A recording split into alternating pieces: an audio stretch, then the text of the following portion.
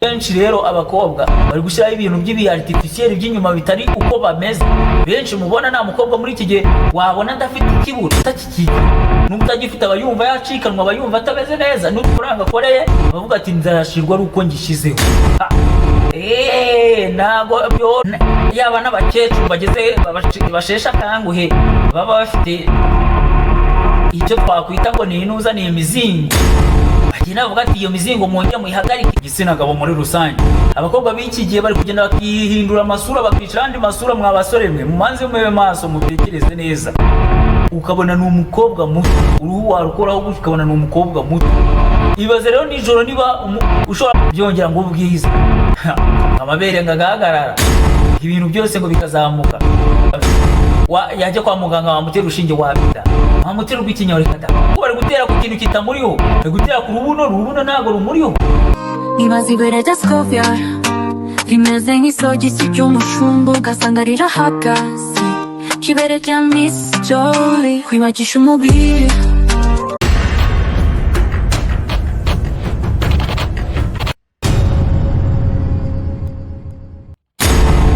Yes, this is Kawaii TV show Simply Kumayombe. Izina ryanjye nitwa Benjamin. Sasa rero hari abantu benshi bari kugenda b'abasore, akenshi na kenshi urubyiruko rw'abasore, igitsina gabo muri rusange. Abakobwa b'iki gihe bari kugenda bakihindura amasura, bakicara andi masura. Mwa basore mwe mumanze mube maso mutekereze neza, mutekereze neza, mumanze mujye mutumia kiyake, kuko ibintu bari kobwa bari gukora muri aka kanya biragoye ko wamuvumbura.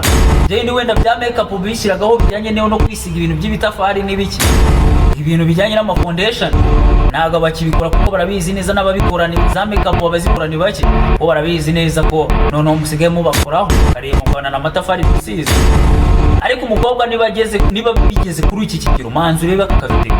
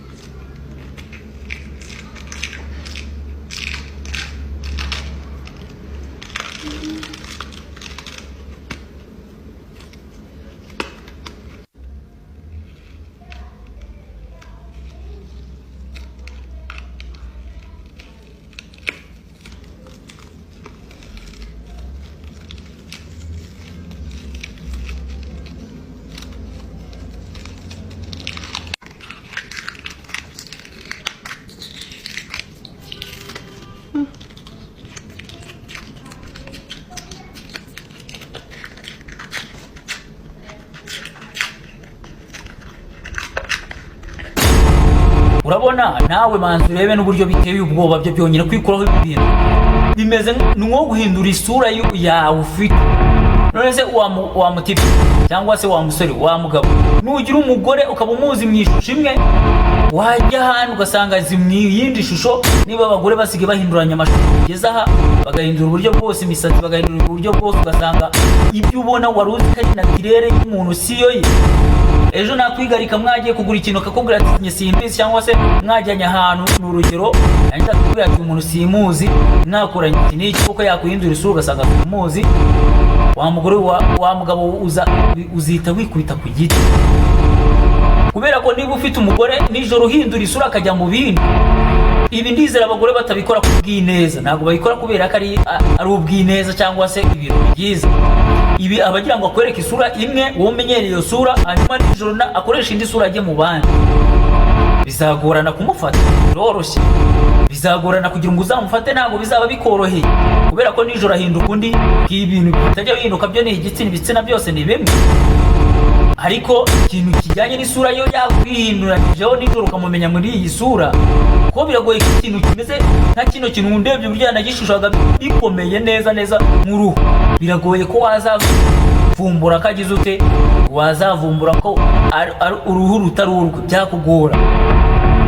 Byakugora kuko niba ari umuntu ukora n'iminwa neza bikageraho bikaba hari akavido nayo mfite nuko nakabuze ko umukecuru nawe yari kuyombona, yari umukecuru kugura ariko akibikiriho. Abantu bafite ku kavido bazagasharinge n'ubundi abantu bazakabona. Hari n'abashobora kuba muri mwebwe mutazi mwarakabonye. Yari umukecuru rukuguri ariko ashizeho ka kantu ni n'ibi n'ubundi nk'uyu nguyu yakoreshaga bikomeye bimatira ukabona ni umukobwa muto, uruhu warukoraho gutyo ukabona ni umukobwa muto. Ibaze rero nijoro niba ushobora kugira gutyo ugasanga umuntu nk'uyu yongeye yabyutse yagiye mu bindi yagiye guhura n'abandi. Ni handi bivuga ngo niyo yagiye kuri boîte de nuit abantu bakamufatira bakavuga ati uriya mugore ntabwo bazapfa kumenya ngo ni umugore wa runaka, isura yayihindura. Kandi najya kugaruka arashyira indi sura, wowe numubona ugira ute ubone ni wa wundi. Hanyuma kugira ngo uzatandukanye abantu babiri cyangwa se uzavumbura amakosa bashobora gukora kandi ari gukorwa n'umuntu umwe ahubwo mu masura abiri byazakugora. Niyo mpamvu rero attention, nujya gushaka umuntu manzi urebe wa muntu nawe ubona ko ushobora kwizera neza ukavuga umanze niba ngombwa na checking are iyi misatsi bashiraho urebe niyo, ibi bisatsi by'ibibandikano batoraguriyo hirya bye bakura hanze biba byarakuwe kuba biteraho umanze una verify urebe se niyo. Rimwe na rimwe n'ujya unamutungura yango ngo nakurura agasatsi kamwe mu niba baba ako nabonye bashitemo ubuhanga gushobora kugura n'ubundi akababara. Manzu checking nawe verify nabyo bibuno mubona abantu benshi dore muri iki gihe usigaye ubona umukobwa ugasanga wamureba ukabona murebe mu myenda ukabona afite igituza kimeze neza, bagabo harabizihirwa kubera ibyo bituza by'abagore bimeze bityo. Ariyo mpamvu ubona abagore benshi bashega babishegera bavuga ati natwe tubigire, niba ari amahoro natwe tuyashaka. Ugasanga umuntu afite igituza kiraboneye nyine ni sawa, ariko wajya gusanga ugasanga ni bya bipupeti, ni ibipupeti bashyizemo cyangwa abagisha amabere yo bwite bayahindura ukundi kuntu. Ugasanga ikibuno araje agiye guteresha ibibuno nk'ibyo turi kubona hano hanze kugenda binangirika, ari byo kubona rwose nanjye nkabona biteye n'ubwoba, ahubwo uburyo abantu batazibukira ngo babyibura ahubwo bakajya kurushaho kugira ute kubikoresha. Ni ibintu bisigaye bikorwa no mu Rwanda. Ugasanga abantu benshi rero abakobwa bari gushyiraho ibintu by'ibi artificiel by'inyuma bitari uko bameze. Benshi mubona nta mukobwa muri iki gihe wabona ndafite ikibuno. Ikibuno tuvuga ntabwo ari kiriya kijya ahantu kihereresha, ibyo bindi byo kugaragariza abantu. Hari ibyo bahisha bijya ahantu hahishwa mu bwiherero, ubwo niho mvuga. Hari n'ibindi byo kwereka abantu.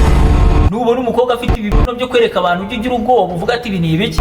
Kuba menshi nta mukobwa muri iki gihe utakikiki, n'ubwo utagifite abayumva yacikanwa, abayumva atameze neza, n'udufaranga akoreye bavuga ati nzashirwa ari uko ngishizeho. Ntabwo byoroshye, ntabwo byoroshye kuko nabonye basigaye haje ibintu ngo byongera ubwiza. Byongera ubwiza ngo abakobwa benshi ngo barabikunda, ubusanga rero byongera ngo ubwiza amabere ngagahagarara, ibintu byose ngo bikazamuka. Nigeze kumva Scovia bivugaho, reka twumva akaririmbo kabivuzeho byose Scovia yari yabisobanuye, hanyuma komeza nta kibazo agapoze gatoya muri kumva akaririmbo ndahita ngaruka. Ibaze ibere rya Scovia rimeze nk'isogisi ry'umushumba ugasanga rirahagaze, kibere rya Miss Jolie kwibagisha umubiri, kwihindura umubiri, business nshya muri Kigali, business nshya muri Kigali. Umukobwa wanjye uzi iminsi mike ariko musaza we aronse karahava, ibere yarikatanaga muri koridor, namupira nigarura amabere ya nyoko. Ibaze barihagaritse nk'irya Miss Jolie, kwibagisha umubiri, kwihindura umubiri, business nshya muri Kigali, business nshya muri Kigali.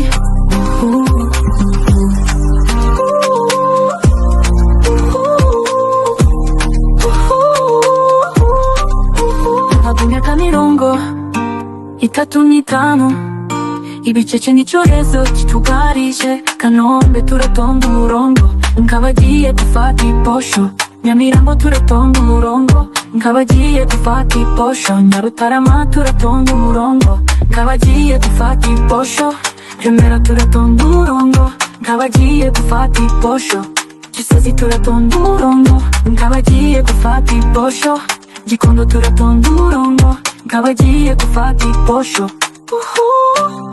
kwibagisha umubiri, kwihindura umubiri.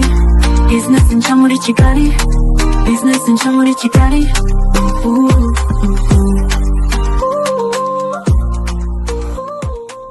Kurebera ibere rya Scovia rimeze nk'isogisi ry'umushumba, nza nkasanga rihagaze ritya.